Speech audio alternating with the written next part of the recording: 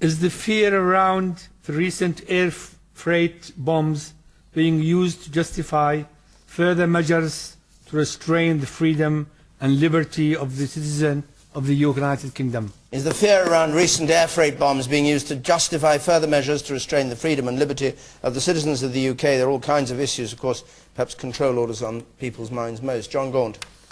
I think the thing with control orders, to be absolutely honest with you, I mean, I've kind of changed my position on this over the last 12 to 18 months, if I'm straight with you. Control orders is house arrest, isn't it, by another name? Yeah, because... House arrest, internal exile, all after a trial that is not really a trial. Yeah, if I finish, you know, there is no trial for these people. They don't know what the evidence is against them. So we're holding these people for what purpose? My personal belief is I'd rather that we clamp down on people like yesterday at the Old Bailey, the 3 people who started to shout foul abuse and I think were committing so-called race and religious crimes when that woman got sentenced to the 15 years. I'd like to see us clamping down on those people. If they're breaking the law, don't just chuck them out on the street and allow them to carry on spouting their bile. Lock them up, get them before a judge, and then get them tried. Now, when it comes to the control orders for people like Abu Qatada and the rest of them who are being held under house arrest for 16 hours a day, let's get the evidence. Let's get them in court and let's find out if they're guilty or innocent. Leaving them in this no man's land is no good. And I want to live in Great Britain. I don't want to live in Great Burma, if you understand where I'm coming from. And I think it's wrong. And I wouldn't mind if they actually worked. But they're clearly not working, and I think it's time to think again. But primarily, we need to have a position where we're getting the people in court and we've got real evidence behind them. Okay. Because it's those people today, it could be me tomorrow or anyone in this audience. And that's the change. And I think a lot of people in this country are beginning to think that way. There's no point in having these bogeymen. But let's make sure that tolerance and the rest of it is a two-way street. Both ways. Let's not pussyfoot around it. If there is a Muslim extremist, if they're committing an offence, let's get them in court. But holding these 6 or 7 guys at the moment, I don't see the purpose of it. I don't think it's actually helping us in the war against terror. Okay.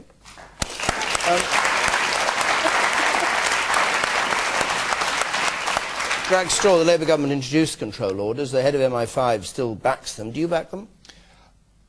I think there should be a review, and I'm happy to look at the outcome of the review, just as with any legislation which has been in operation for a number of years, particularly which does affect people's liberty. It's entirely right that as circumstances change and experience of these changes, that you should review them. So I'm content to see what the Home Secretary Theresa May comes forward with. What's your instinct about what should be done? My instinct always is to go for a proper trial process and nothing else. The reason why we introduced the control order, and that's everybody's instinct, by the way, the reason why we introduced control orders was because we were very worried on behalf of the public about some individuals who couldn't be tried, John, because the evidence, although it was good evidence, in a sense it was reliable, could not be adduced in court. For example, it was intercept, and there's a big and separate argument about whether you introduce intercept evidence. But we thought they were a danger to the public. But Jack, I understand that fully, but you've kept these people in this limbo for all this time. But what purpose is it serving now? How long is it going to take to get the evidence? I mean, look, John, that's a very important question here. These control orders are subject to independent scrutiny. So what's the time limit? Well, and that's a matter ultimately for the independent scrutinists. But I accept, just to answer David, that the whole system needs to be reviewed. But I also just say to the gentleman who asked the original question, no, we should not act disproportionately in the light of the latest risk we're at from these explosives on aeroplanes. But ministers and Parliament has a duty to ensure the safety of the public and to balance that in a proportionate way against our basic human rights. I'll come to it in a second, but Jack Straw, what is it about intercept evidence? David Davis says everybody else uses it, that prevents us using it. Most others use it, but every time we've looked at this, including on a cross-party basis, the same or similar objections have arisen, and it's principally because, this is rather technical, but the rules on disclosure of unused evidence in British courts which the prosecution has to hand over are much more extensive than in other jurisdictions. And until we manage to deal with that... You mean people on the defence side can find out far more than the intelligence, they go than fishing. The intelligence community would like to find out? They go fishing, and we have, quite rightly, very effective defence lawyers, and we, of course, balance the trial process very heavily in favour of the defence, as we should. And you can't change the law specifically for these kinds of offences to limit the access the defence That's has. exactly what Sir John Chilcot recommended, with a series of kind of interlocking boxes to deal with this. It is very complex, and it's now being looked at. If we can break through it, of course, knowing, I mean, since I was responsible, apologies for this, but for intercepts at home and abroad over a 9-year period. Of course, I fully understand its purpose. It's properly regulated, let me say, but also what it reveals. But I'm concerned, too, to ensure that the intelligence capability that we have, not only for dealing with terrorists, but also much more commonly for dealing with serious criminals, is not degraded by its disclosure in court. And that's the big risk. Shami Chakrabarti, what do you say to that point? I say that we can have fair trials, as they do all over Europe and in the United States, and we can use intercept evidence, and it's mad that we don't. I'm too simplistic, but so are all these prosecutors, very successful prosecutors in the United States, all over Europe. We've been talking about cooperating. We can use, by the way, their intercept in our courts, but just not our own. We can use listening devices. If I bug somebody's bedroom, and their most intimate conversations can be used, and all of that would be relevant to your fishing expedition point. I have to say, I so disagree, but John Gaunt over there, my old friend John Gaunt, if he carries on like this, they'll start calling him the most dangerous man in Britain. But he's so right, and everyone's made the human rights point, the fairness point. Let me make the effectiveness point, because that's all that's left to me, because they've done such a brilliant job. Okay, in the summer of 2009, we had a big conference, a Liberty conference in Methodist Central Hall in London. 500, 600 people in the room. Jack Straw was on the stage, Nick Clegg was on the stage, John Yates of The Yard, now in charge of terrorism, he was on the stage. Big public figures and a lot of people. And they spoke all morning, and around noon, a gentleman who was sitting in the 3rd or 4th row got up and got very upset in public. He was on a control order. Guess what? A control order, a plastic tag and a curfew would never stop a determined terrorist.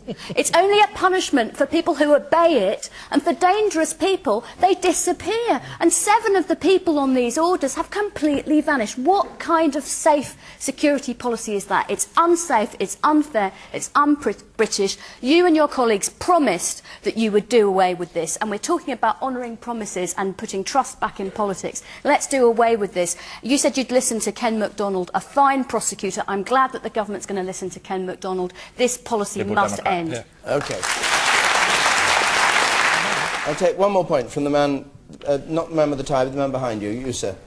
Quickly, if you would. Mr. Brown, you seem to be saying to John earlier on that because the Secret Services know stuff about people who are on control orders, then they should be kept under house arrest. That's a bit of a problem to me. If we don't know why people are being kept under house arrest, isn't that a bit of a dangerous situation?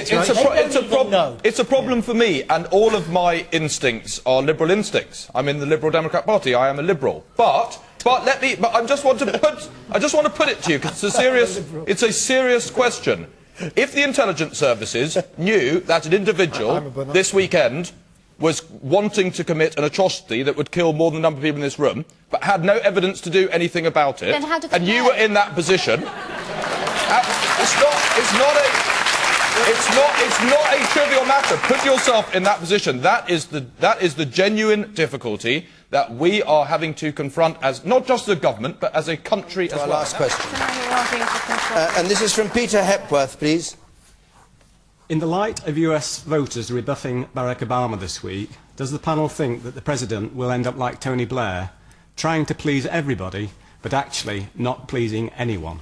So, Jack Straw, I don't know whether that's the definition of Tony Blair, but what's Obama going to do? Tony Blair won 3 successive elections, so I think Obama would be praying that he ends up... He can't win 3. I was going to say, no, I know he can't win 3, but if he wins 2, he'll be doing very well. One of the truths about elections in America, in this country, anywhere else, is that mid-term of a parliament, voters often punish the incumbent government. But rarely as badly as this. No, rarely, but don't forget, Franklin Delano Roosevelt lost more seats in 1938. You'll remember that, David. It was the year of your birth. No, it wasn't. I was 8 years later. 8 years? Yes. Oh, young man. Yeah. I know I am. Yeah, I know.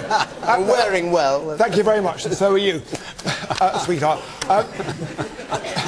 But there are plenty of examples. We did badly in elections in the late 90s and early 2000s and came back to win. I can remember many occasions of full stalls for the Labour Party in what for us were the dismal 1980s and good times for David Davis, when the Conservatives got utter beating at local elections, including sometimes a year before the general election, and then they came back and drubbed us. So this is what happens in a democracy.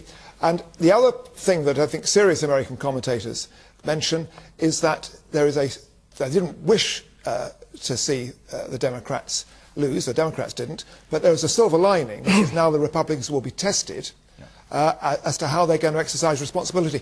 Just as, Jeremy, the Liberal Democrats have been tested here, and by God they've been found wanting, and with a bit of luck, so will the Tea Party. John